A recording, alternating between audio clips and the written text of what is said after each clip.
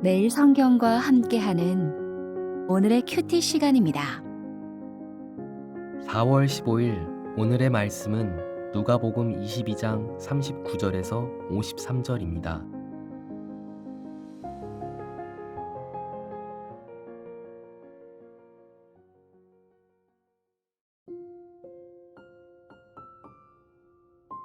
예수께서 나가사 습관을 따라 감람산에 가심에 제자들도 따라갔더니 그곳에 이르러 그들에게 이르시되 유혹에 빠지지 않게 기도하라 하시고 그들을 떠나 돌 던질 만큼 가서 무릎을 꿇고 기도하여 이르시되 아버지여 만일 아버지의 뜻이거든 이 잔을 내게서 옮기시옵소서.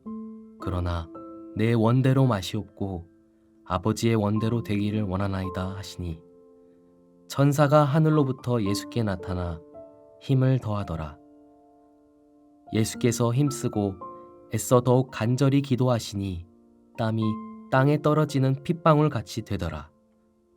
기도 후에 일어나 제자들에게 가서 슬픔으로 인하여 잠든 것을 보시고 이르시되 어찌하여 자느냐 시험에 들지 않게 일어나 기도하라 하시니라. 말씀하실 때에 한 무리가 오는데 12 중에 하나인 유다라 하는 자가 그들을 앞장서 와서 예수께 입을 맞추려고 가까이 하는지라.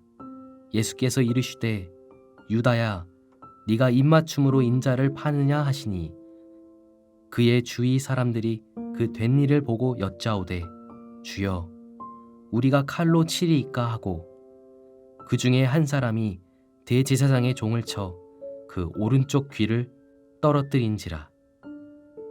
예수께서 일러 이르시되 이것까지 참으라 하시고 그 귀를 만져 낫게 하시더라. 예수께서 그 잡으러 온 대제사장들과 성전의 경비대장들과 장로들에게 이르시되 너희가 강도를 잡는 것 같이 검과 몽치를 가지고 나왔느냐? 내가 날마다 너희와 함께 성전에 있을 때에 내게 손을 대지 아니하였도다.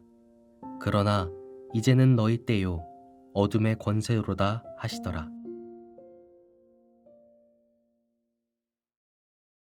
(4월 15일) 오늘의 말씀은 누가복음 22장 39절에서 53절입니다. 예수님과 제자들은 유월절 식사를 마치고 밤이 깊었지만 늘 하시던 대로 감람산으로 가서 기도하십니다. 예루살렘 동쪽에 위치한 감람산 서쪽 기슭에는 예수님이 늘 기도하시던 겟세마네 동산이 있었습니다. 예수님은 제자들에게 시험에 들지 않게 기도하라 하시고 자신은 좀 더 깊은 곳으로 가서 홀로 기도하십니다. 이 장소는 가룟 유다도 익히 알고 있는 기도처였습니다. 유다의 배신을 아셨고 유다가 이 기도처로 찾아올 것도 아셨지만 예수님은 그곳에서 기도하시며 배신자와 대적자들을 기다리셨습니다. 고난의 잔을 마실 순간이 임박했기에 예수님의 기도는 그 어느 때보다 간절했습니다.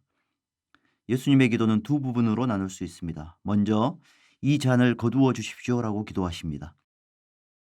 잔은 예수님이 당하실 고난과 죽음을 상징합니다. 언제나 당당하셨던 예수님이 고뇌에 차서 땀이 핏방울같이 되도록 자신이 마실 그 잔을 두고 기도하십니다.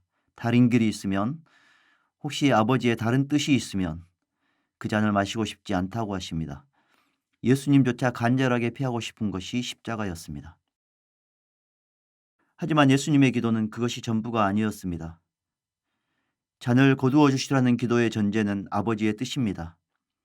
아버지의 뜻이라면 거두시되 아버지의 뜻이 정 십자가라면 내 원대로 하지 마시고 아버지의 뜻대로 되게 하시기를 구합니다. 라고 기도하십니다.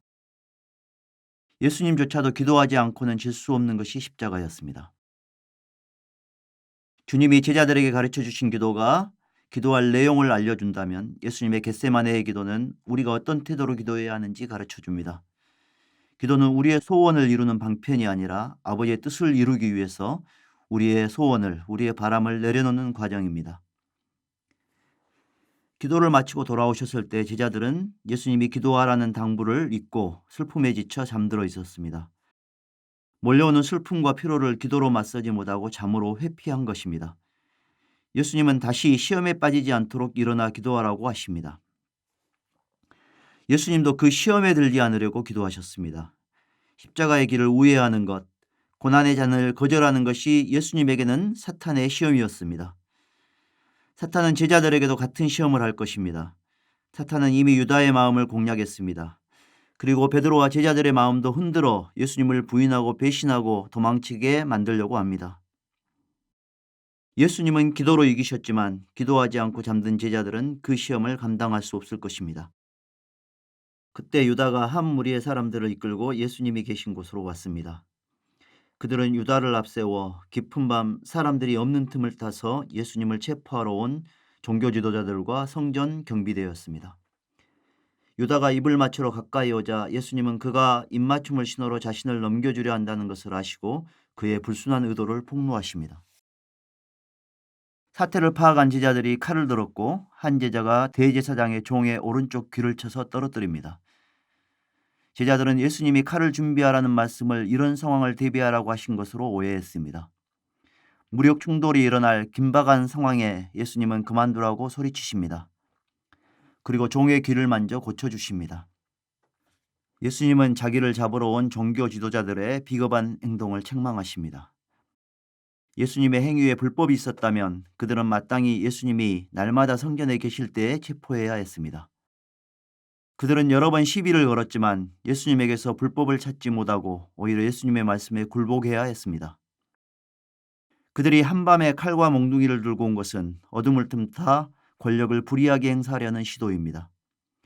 예수님은 어둠의 권세가 판치는 때라며 그들의 떳떳지 못하고 무도하고 불법적인 행위를 책망하십니다. 지금 우리도 어둠의 때를 지나고 있고 어둠의 세력이 판치는 때를 살고 있습니다. 특히 말의 폭력이 난무하는 시대입니다. 그러나 폭력을 폭력으로 맞서는 것은 하나님의 백성의 모습이 아닙니다. 그렇다고 폭력에 굴복하는 것도 옳지 않습니다. 그들을 맞서는 우리의 무기는 칼이 아니라 십자가입니다.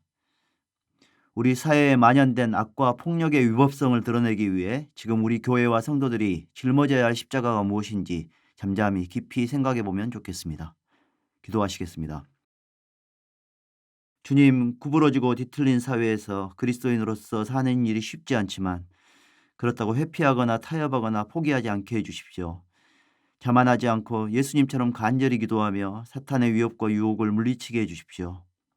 폭력을 폭력으로, 위법을 위법으로 맞서지 않고 겸손하지만 당당한 태도로 정의를 외치게 해주십시오. 예수님의 이름으로 기도합니다.